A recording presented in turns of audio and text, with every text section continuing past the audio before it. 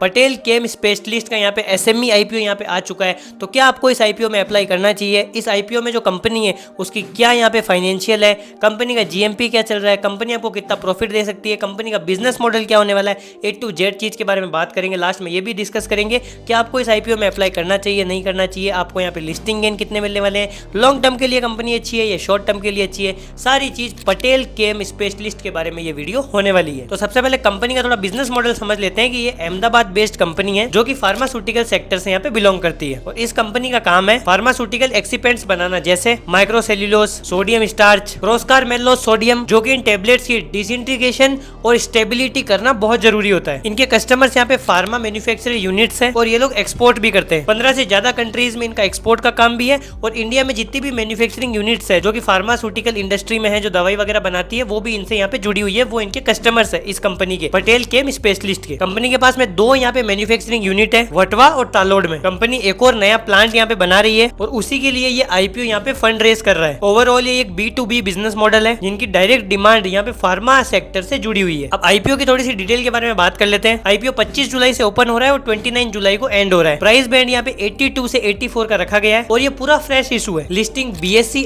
SME पर होगी। Expected date listing की 1 अगस्त 2025 है। लॉट साइज यहाँ पे 1600 शेयर का रखा गया है, यानी कि जो इन्वेस्टमेंट है एक लॉट में अप्लाई करने की वो 1,34,000 रुपए है। कंपनी की थोड़ी सी फाइनेंशियल कंडीशन के बारे में बात कर लेते हैं। 2025 में कंपनी का रेवेन्यू 105 करोड़ का है विद EBITDA 15 करोड़ और नेट प्रॉफिट 10 करोड़ का है। प्रॉफिट मार्जिन अच्छा है कंपनी का और ग्रोथ भी कंपनी की स्टेबल रही है। लेकिन SME सेगमेंट में फाइनेंशियल ट्रांसपेरेंसी और लिक्विडिटी थोड़ी लिमिटेड होती है, तो डिटेल एनालिसिस करना बहुत जरूरी हो जाता है कंपनी का। कंपनी की बैलेंस शीट यहाँ पे क्लीन है और नया प्लांट बनने के बाद कंपनी की जो प्रोडक्शन है वो ज्यादा यहाँ पे बढ़ सकती है, जो कि फ्यूचर रेवेन्यू ग्रोथ का बेस मॉडल हो सकता है। अब थोड़ी सी बात कर लेते हैं यहाँ पे GMP के बारे में। तो GMP अभी 10 से 15 रुपए चल रही है, लेकिन GMP हमें फाइनल डेट डिसाइड करेगी कि GMP कितनी है। जैसे कि आपको पता है कि 29 को यहाँ पे फाइनल इसकी लास्ट क्लोजिंग डेट है, तो उसी दिन हमें पता चलेगा कि GMP कितनी क्या चल रही है। तो हम GMP को अभी यहाँ पे कंसीडर नहीं कर सकते। अभी 10-15 रुपए चल रही है, आगे जाके बढ़ भी सकती है, कम भी हो सकती है। अब थोड़ी सी बात कर लेते हैं कि हमें इस IPO में अप्लाई करना चाहिए या नहीं करना चाहिए। तो देखिए, अगर आप एक लॉन्ग टर्म इन्वेस्टर हो जो कि फार्मा सेक्टर पर बिलीव करता हो और SME सेगमेंट की हाई रिस्क हाई रिवॉर्ड पे बिलीव करते हो, तो पटेल केम का जो ये IPO है ये आपके लिए एक अच्छा ऑप्शन हो सकता है। लेकिन अगर आप एक सेंसिटिव इन्वेस्टर हो और बड़ी अमाउंट इन्वेस्ट करने से डरते हो या फिर लिक्विडिटी को प्रीफर करते हो, तो आप इस IPO को स्किप कर सकते हो। लिस्टिंग गेन का यहाँ पे बराबर चांस है, लेकिन सर्टेनिटी नहीं है, ना ही फाइनल है कि आपको GMP देख के अगर आप इसमें अप्लाई कर दो